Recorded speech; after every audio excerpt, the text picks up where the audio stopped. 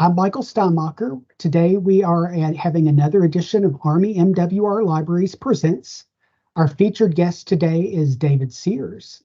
David is the New Jersey-based author and speaker. He served aboard the USS Navy destroyer Gearing and was an advisor to the Vietnamese Navy during the Vietnam conflict.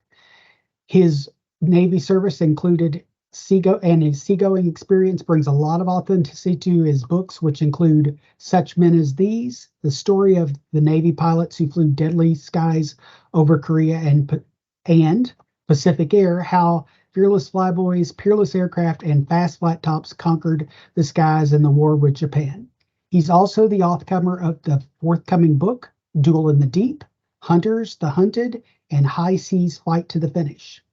Today, we're discussing At War with the Wind, the epic struggle with Japan's World War II suicide bombers. To start this, unfortunately, suicide bombers are something that our Americans are all too familiar with. When the Japanese started using this sort of attack in World War II, it was largely our first experience with this type of warfare. David, can you tell us about the general reaction that people had to this tactic?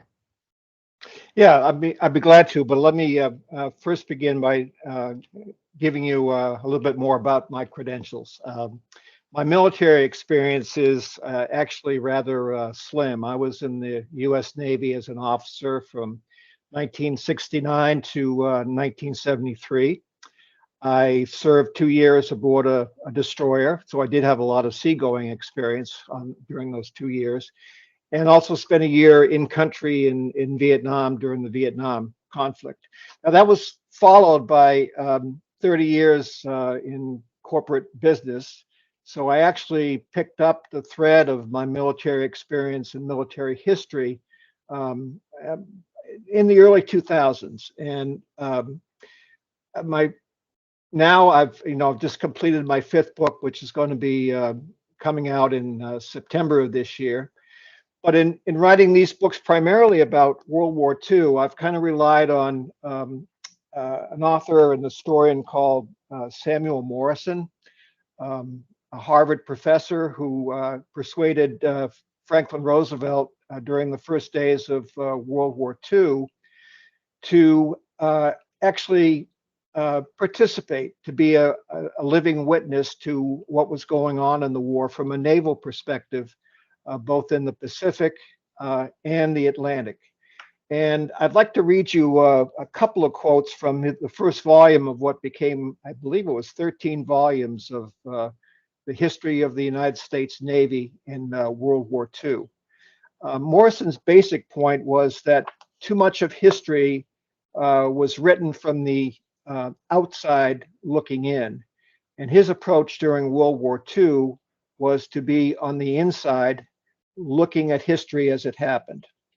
And he had no illusions about how over the years his histories might be viewed. There would always be changes, more facts would come out, new perceptions and viewpoints would be heard. But he said this about his experience looking at history from the inside. He said, historians in years to come may shoot this book full of holes, and they do and they have, but they can never recapture the feeling of desperate urgency in our planning and preparations, of the excitement of battle, of exultation over a difficult operation successfully concluded, of sorrow for shipmates who did not live to enjoy the victory. So he had no illusions about how this might play out in future years. And now from my own perspective as an evolving historian, I was not able to participate in World War II from the inside, a witness to the actual events. But Morrison also said this, while there is a roundness that one can only obtain on shipboard, and I've been on shipboard, seeing the events as they unroll and but later, and this is something I could do, shooting the breeze with shipmates and sailors of other ships. Now, I couldn't be on the inside of history, but what I've been able to do, especially in these first books, is basically shoot the breeze with veterans. Now, my first book in, I believe, 2005 was about the Battle of Leyte Gulf. I wrote it around the 60th anniversary of the Battle of Leyte Gulf, which was in October 1944. And I set myself a goal of talking with 60 participants. And again, this is almost 20 years ago, when it was still possible to talk to participants, and I succeeded. And I think, from my own perspective, it gave me some real insight. And I asked these people not to tell me the history of the Battle of Leyte Gulf, but to tell me where they were and what they did and how they felt. And I think those sorts of perspectives can add immeasurably to the historical record. So that was in 2005 when that book came out. And that led, I know one of the things I learned from that experience, and this applies to At War with the Wind, is that the kamikazes came a bit earlier than I knew or realized. It was actually the Battle of Leyte Gulf that put Japan in the position of having to use kamikazes.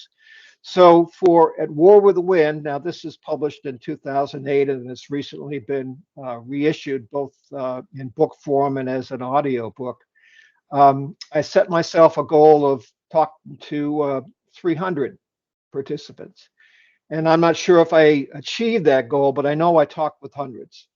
And again, it was not to have them tell me the history. I can always get the history from other sources, but to tell me, where they were, what they witnessed, and what their feelings were at the time. Now, this is a number of years later, and memory can fade, but it's also true that memories can be revived. And in a lot of cases, these veterans who I'm shooting the breeze with hadn't talked about it for a number of years, not even to their families.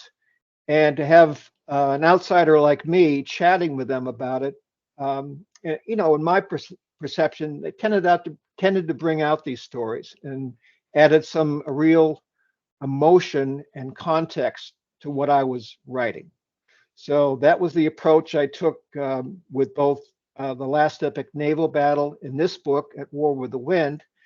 Now, at least for World War II and possibly for Korea, it's less and less likely that you'll be able to shoot the breeze with veterans.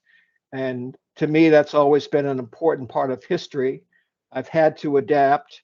But certainly in this book that was first published a number of years ago, you'll see this. I hope you'll see this as part of the experience of your reading it.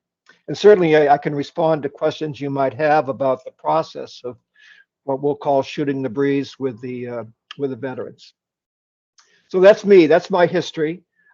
We can talk a little bit about the book itself, and I'll leave it to my interlocutor to ask me some questions about it. Sure. I'll ask you some questions, but I do want to point out we want to hear from you. If you're in the audience, please put your questions in the chat and we will work them into our discussion. It's really interesting, David, that I literally on my way to work this morning was listening to NPR, and there was a story talking about how within the last month that scientists have confirmed that wreckage found off the Philippines is the remains of the USS Omni Bay, which was lost in January 1945.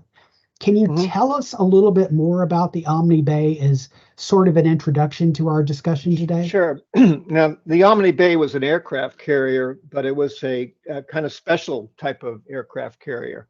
There were a limited number of the big fleet carriers that the Navy could throw into the war with Japan. And as more and more islands were invaded on the way to conquering Japan, they invented, actually FDR played a big role in this, invented what was called the escort carrier. Now, these were, an Omni Bay was an escort carrier. It was either a tanker or a freighter built as a tanker or freighter hull on which they put a flight deck. And instead of, 2 dozen or so, excuse me, several dozen aircraft, I believe they held from 12 to 15 aircraft. And they were more numerous.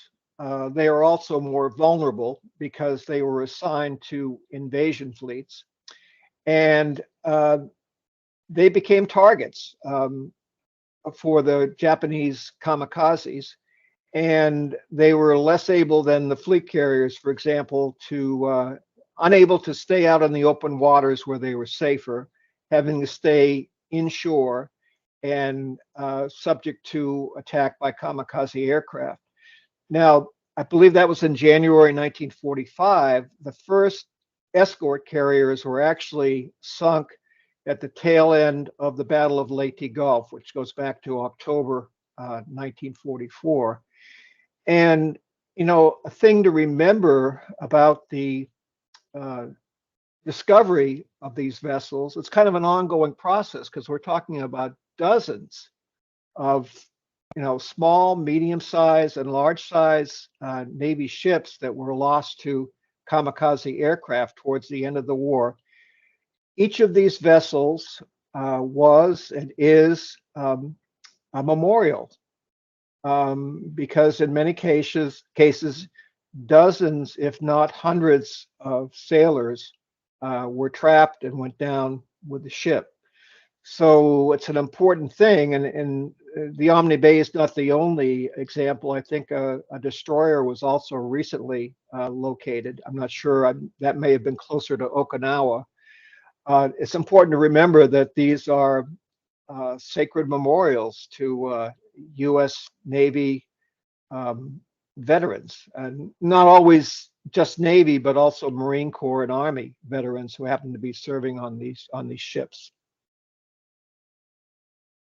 So you mentioned in your introductory remarks that the suicide attacks and the kamikazes actually came earlier than you were aware of. When did they first occur, and what prompted that form of attack? Well, you have to, when you categorize kamikazes, it's suicide bombers. It comes kind of in stages. You have to consider that Japan as an enemy. There were societal differences between the Allied forces and the Japanese. Japan, for good and often for ill, is a very cohesive society in that its members are willing to, and certainly were then, to follow authority. And early in the war, there were a number of instances of what I'd call dare to die tactics, where an aircraft pilot who knew that his plane was going down would not simply crash, but look for a target to crash his airplane into. So it was not that big a step from dare to die tactics to move up to suicide tactics. And what made it possible, or what necessitated it, was, I mean, even today, you hear the term asymmetric warfare, which means that one side is at a decided disadvantage to the other side. The Japanese were certainly losing the war by 1943, and chiefly American forces were moving closer and closer to Japan. In one case, the Philippine Islands, and another case up the Central Pacific ladder, going to places like Okinawa. Now, with these later invasions during World War II, the Philippines and Okinawa, these are large land masses. They are invasions that take a good deal of time. And from the Navy's perspective, it means that ships and aircraft have to stay around the invasion sites. They become tempting targets.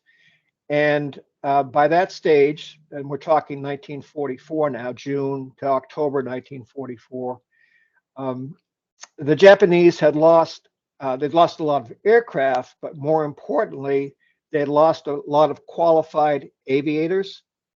And at a certain stage, um, while they were training aviators, they weren't being well trained. They had limits on gasoline and training flights they could make, limits on time.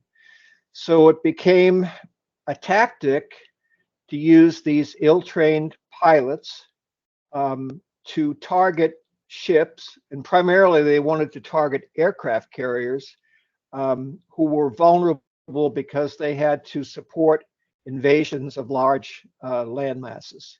So the kamikazes were primarily aircraft, but you have to remember that, or have to realize that there are all kinds of suicide vessels. There were suicide submarines, there were suicide small boats, there were suicide battleships like the battleship Yamato that went out to, its goal was to crash into Okinawa and use its guns to repel the invasion. All kinds of suicidal efforts that were conducted by the Japanese. You mentioned early on that, much of your information came from shooting the breeze with veterans as part of this. I'm curious, though, about how you might have gotten insight into the Japanese pilots' frame of mind, or did you feel like you were able to capture some of that and incorporate their views and roles on this tactics for At War with the Wind? I think not. I mean, I know, there were a lot of kamikaze pilots, and there were actually a lot of survivors, ones who turned back from their missions, and one who never got to fly a mission. So in that regard, I depended on oral histories and the work of others. I remember, I can't remember the title of the book, but one was an American teaching in a Japanese university who widely interviewed survivors of the kamikaze phenomenon, and I used I think his stories to give that perspective. It's interesting. Again, I'm thinking back about the Omni Bay and what I know about that scenario. By the time we reached 1945, as I understand it, the naval officers had gotten quite good at repelling kamikaze attacks, but the Omni Bay apparently was the pilot came in with the sun basically blinding them and was able to hit before they were able to get off a shot. Sure. Can you talk a little bit about the tactics that the Navy leaders used? Yeah. Now, it's kind of a learn as you go. I think the tactics were really put into place during the Battle of Okinawa, which is which is very near the end of the war. And here's a reason that so many destroyers, like the type of ship I served on, were victims of kamikazes. They set up the Navy set up a series of excuse my voice of radar picket stations surrounding Okinawa. I'm not sure how many miles offshore, but they ringed the island of Okinawa. And a radar picket station would include a couple of destroyers and maybe an amphibious ship that was used kind of as a rescue ship. And they were equipped with good radar, something they had an advantage of all during the war. And they had what were called fighter directors. These fighter directors would be monitoring radar. They would see the approach of Japanese aircraft, and they would call in strikes, combat air patrol to combat these incoming planes. And quite often they were successful, but often as well, the Japanese suicide bombers who were supposed to target primarily aircraft carriers, they had, I think, a good deal of trouble in recognizing a carrier or distinguishing a carrier from a destroyer. And since they were on the scene, they would attack the destroyers, and sometimes with very consequential results.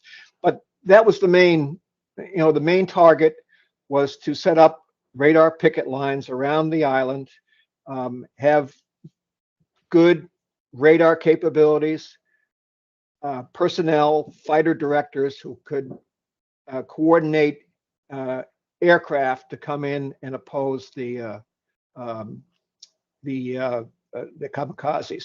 Now, in this stage, and we're roughly talking from, I don't know, it's from April into June 1945, and probably a little bit beyond. Um, they were successful in warding off a lot of kamikazes, but they endured heavy casualties. I think there were certain stages where there were more U.S. Navy personnel who were killed or wounded at sea, as opposed to the Marine and Army troops that were fighting on Okinawa itself. Heavier casualties for the Navy than the Marines and Army, which is very untypical of any wartime situation. I hope that answers the question, but that's it does. I mean, I just thought it was interesting that, obviously, as you said, you kind of figure it out as you go. They got better and better at sure. at addressing these attacks over time. You've got some pictures you wanted to share with us. Would you like me to share those now? Yeah, I just wanted to share. I think I got three pictures, I think. Okay. And these pictures, I hope, will give you a perspective on how I wrote this book. All right. I'm going to put these up.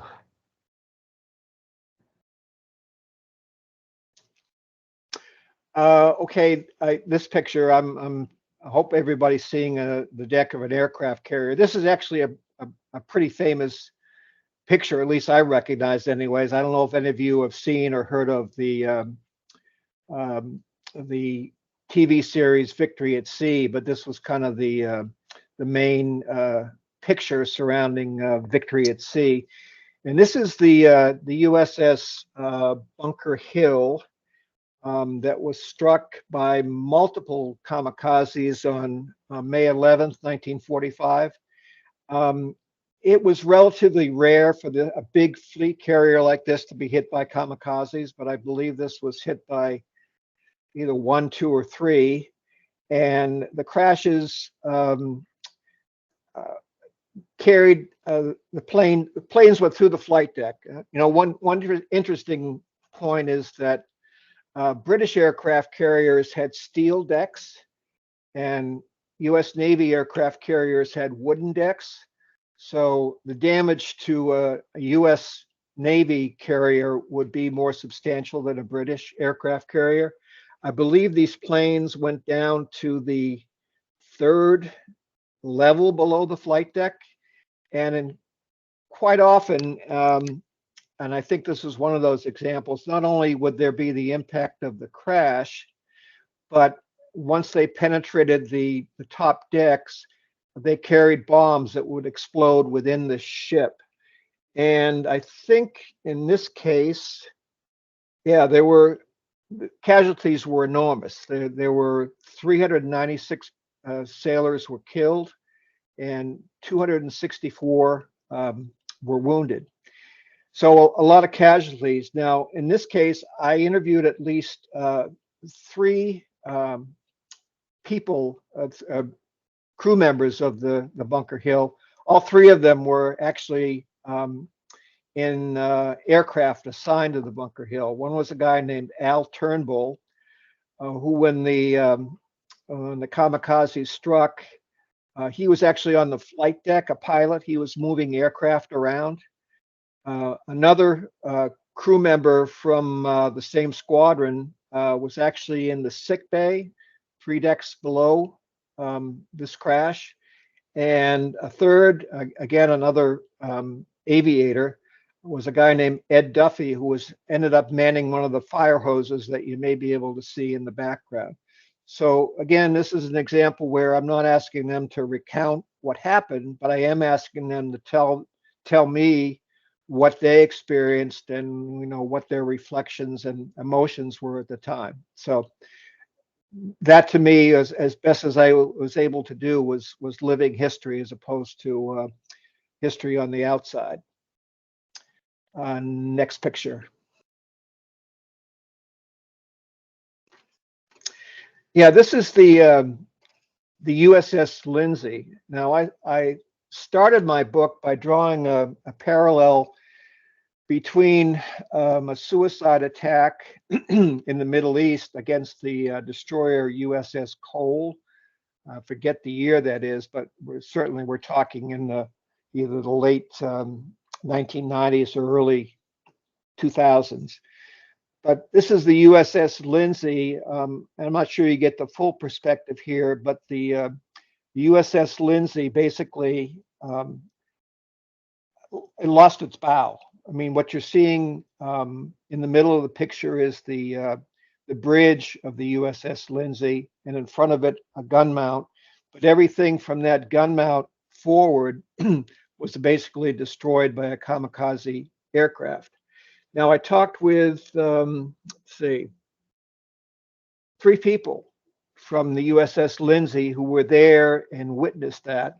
One was a guy named Pete Peterson, who was a gunner on a starboard side 20 millimeter gun. You can probably see one of those mounts. There's an individual standing in front of the bridge, and right behind him is a 20 millimeter gun mount.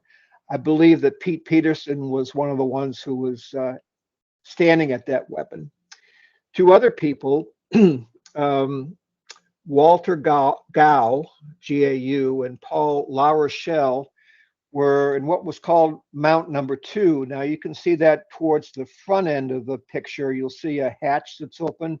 That's the remnants of Mount Number 2. So when the airplane hit, those 2 and other people were able to escape from gun mount number 2. Now the gun mount number 1 is completely obliterated. In fact, it was catapulted up in the air and actually landed on the bridge. You don't see it there, it's been removed, but it flew up and landed on the bridge. And Paul LaRochelle was assigned to that mount number 1, except on that day he got switched. Somebody he knew, a friend of his, got assigned to Mount 1 and obviously was killed. He was in Mount number 2 and able to escape. So that was, gives you a real visceral sense about the how these crashes occurred and the sort of damage that they did. And now picture 3. Okay, now this is the, let's see. This is the William D. Porter. That's 579. I don't know if you can see the numeral there, but it's the bigger ship. And alongside are a couple of landing craft.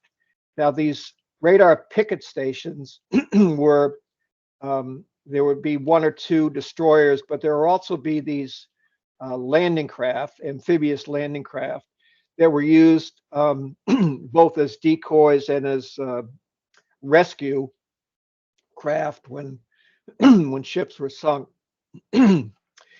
And interesting thing, now the USS William D. Porter was sunk.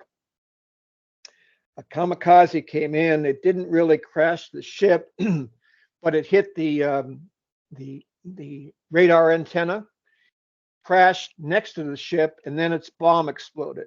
So what you're seeing is the port side of the ship. The starboard side of the ship was basically blown away, and there was no way that William D. Porter could be salvaged. So these landing craft came in and evacuated the crew. Now, an interesting thing about the William D. Porter, it had kind of a notorious reputation.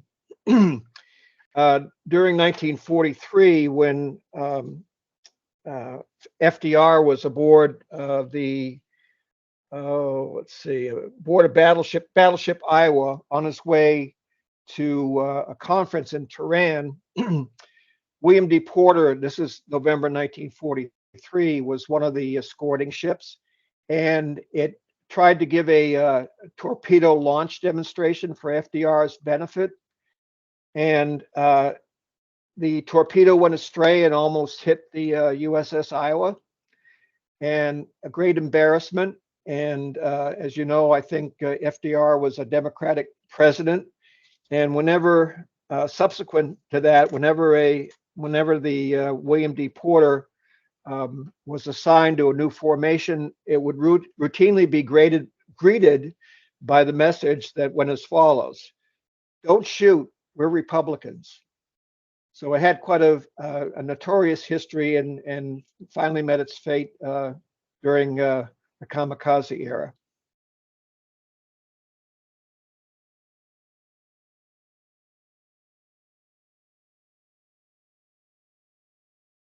So I'm curious if, as the war progressed, were they able to incorporate any changes into shipbuilding at that point, or was that all post-war?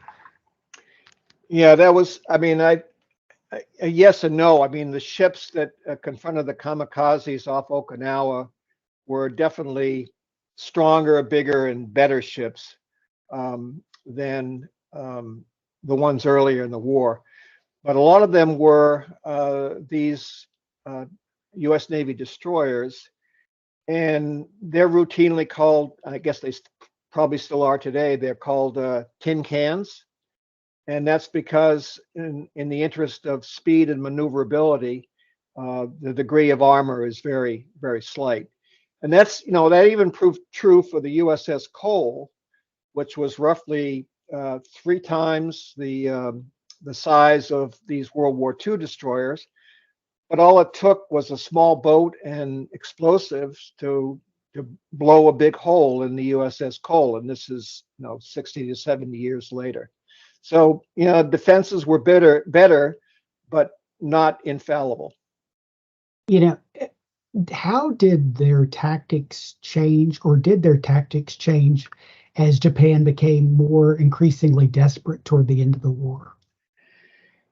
Yeah, I mean, I think that the kamikaze experience off the Philippines and Okinawa, were one factor, certainly not the only factor that led to the use of the atomic bomb against the Japanese.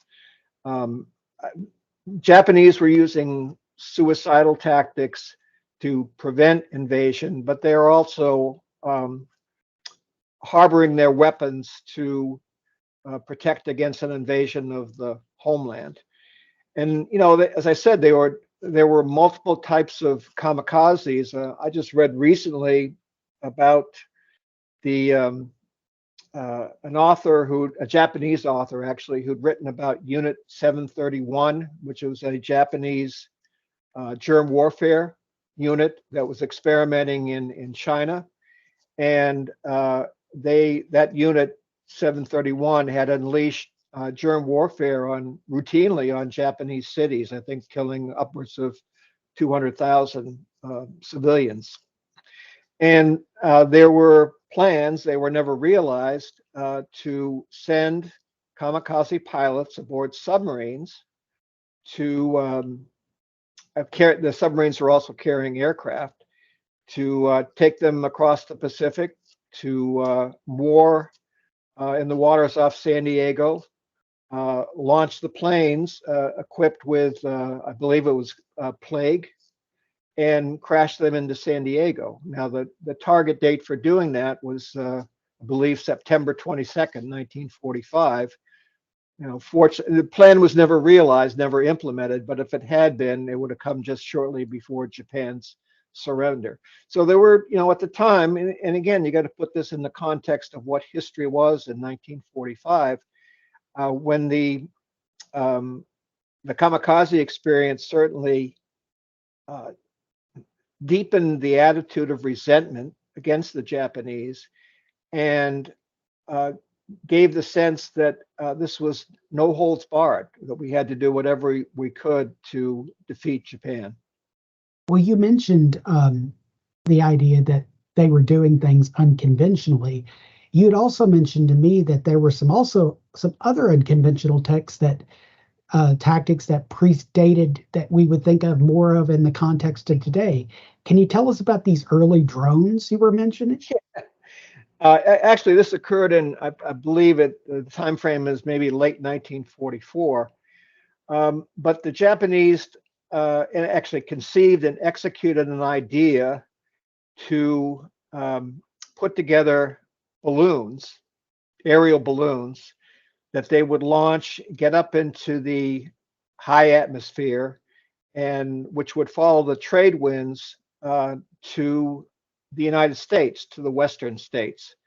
And they basically pasted together these huge balloons. They used school children and sex workers, all kinds of civilians to put together these balloons. And one problem they had was that uh, situations were so dire in Japan that the workers on these balloons would end up eating the paste that they'd used to assemble these balloons. But they did manage to launch actually hundreds of balloons, and a number of them landed in the United States, mainly I believe in Washington State and Oregon, maybe Montana.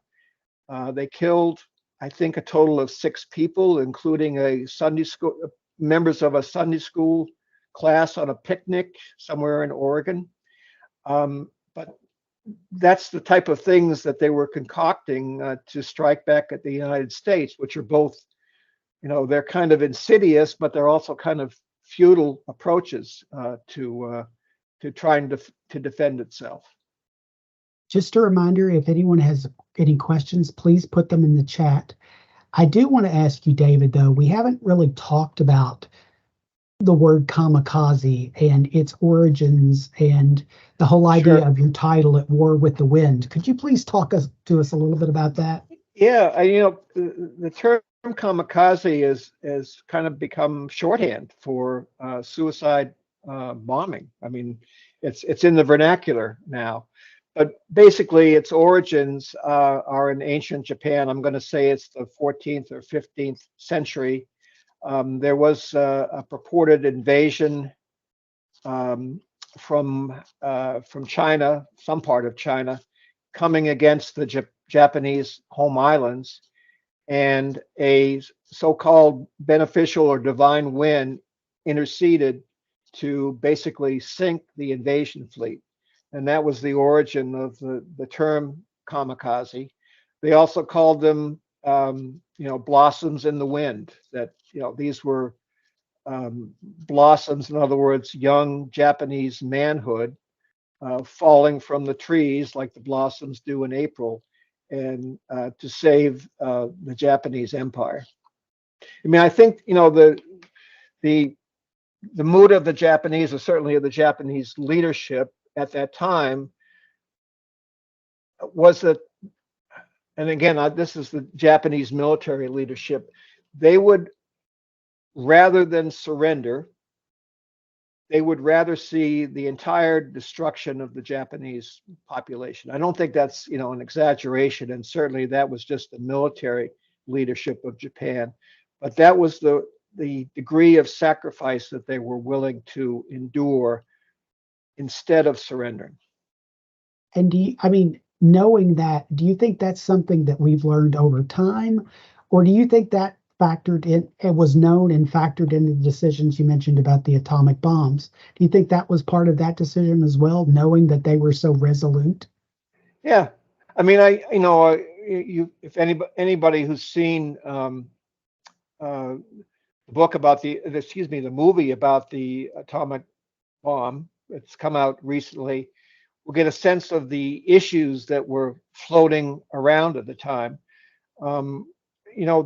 There were plans I guess scheduled for 1946 and 1947 to invade the Japanese home islands, and the estimates of casualties were certainly in the high 100,000s for the American invaders, but also a sense that there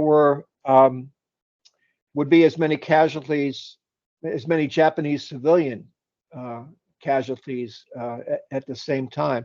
So when you look at the tactics that were used against Japan, and some of them were horrendous. There were fire bombings of Japanese civilians, probably more Japanese civilians killed in those fire bombings, which were traditional bombing missions, but they used incendiaries. More Japanese were killed in those raids than were killed either in Hiroshima or Nagasaki. So, there was disproportion on both sides, but again, you have to consider the context of history at that time, context of events at that time. Speaking of context of history, you mentioned that this book was published earlier, that it's now been reissued.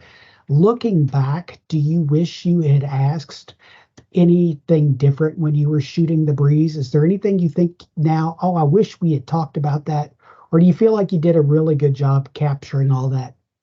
Let me say this. When I did the last epic naval battle, my first book, I think I did make mistakes. I, I was just beginning my own journey as an historian. I was, not very experienced myself. So when I was talking to those 60 veterans that I mentioned, I interviewed for the first book, I depended or started out early on having them tell me the history, which they would be glad to do, but it was just another person's version of history, and not likely to be that accurate because they weren't professional historians. They only knew what they knew from their own experience. So very early on, I learned to limit my conversation to, where were you? What happened to you? What did you do? What was your reaction? Making it not about the history itself, but the thing that they're expert on. What happened to you? What was your emotion at that time? What were the consequences for you? So I think by the time I got to At War with the Wind, I haven't had enough experience to focus my conversation on that. And whenever a veteran would stray away from that, which they're bound to do, I don't blame them. I would listen, but I would also come back to, where were you? What did you do? What was your reaction? What was your emotion? And that, I think for everybody concerned, that's the best approach. I think that's if you're looking at the history of the Vietnamese War, or you're looking at Afghanistan, or you're looking at Iraq, and you're interviewing the veterans about it, that's what you need to find out. That's what's unique to each of these individuals. Well, it's really interesting that you mentioned that, because to me, again, you mentioned you can get the history from other sources, but Sure. what you're talking about, if what I'm hearing is you're getting context from the people that were in the situation that you otherwise wouldn't get. Yeah, I think, especially in the last epic naval battle, that bordered on being an oral history. In other words, just putting a microphone in front of a veteran and having them tell their story. But it primarily, at least I would argue, primarily it was a narrative book, like At War with the Wind, because I used snippets of what they told me to provide context for the bigger events. And I think that's, you want to balance the individual experience with the truths, such as they are, of history. And that's, so to go back to your question, I'm not sure I would do anything differently. You mentioned, what about the Japanese experience? I probably, if I'd had the resources to do it and the time and the expertise, I don't speak Japanese, but if I could have asked questions through an interpreter by phone to those individuals, I think that would have added some value to the book. So as we wrap this up, we talked almost from the beginning about how history is living. The fact that the Amran Bay was discovered and confirmed just recently, back in public view. Suicide attacks are something that Americans are all too familiar with at this point. What do you think was learned, and how do you think the lessons were applied from the kamikazes to today's world? I guess I've become kind of a cynical historian because I think we learn these lessons and immediately forget them. We're always being surprised by what happens, and I don't want to get political about that, but those surprises can lead us on paths that we don't anticipate. You can use the experience of Afghanistan and Iraq and Vietnam, certainly, that you know we we have these lessons to learn, and we can extrapolate them a little bit, but we find ourselves being constantly surprised. I mean, I think that there are still quote unquote suicide bombings going on, but they're taking the form of remote drones. Mhm. And I mean, the bigger lesson is that there's always going to be asymmetrical warfare. There'll be one side, whether it's the Russians or Ukrainians or the Americans or the Vietnamese, who have relative advantages and disadvantages in war, and that will not explain the outcomes of wars. You have to realize that asymmetric tactics will be used, and they can really upset the balance. And history has proven that. To the extent that Japan used kamikazes and it led to catastrophic events, there's no challenging that. But at the time when they first struck, we were surprised that an enemy would resort to any tactics when they're so close to defeat. So, well, David, I want to thank you for taking time to talk to us about At War with the Wind today. Well, you're most welcome. I hope that I added some value to what you're trying to achieve here. I can see some of the names that are in front of me, and I hope that there are some lessons and some things to be learned. History is a fascinating topic, and its perspectives always change, and I'm glad to be able to add to the discussion. Thank you. I've been talking with author and historian David Sears about his book, At War with the Wind.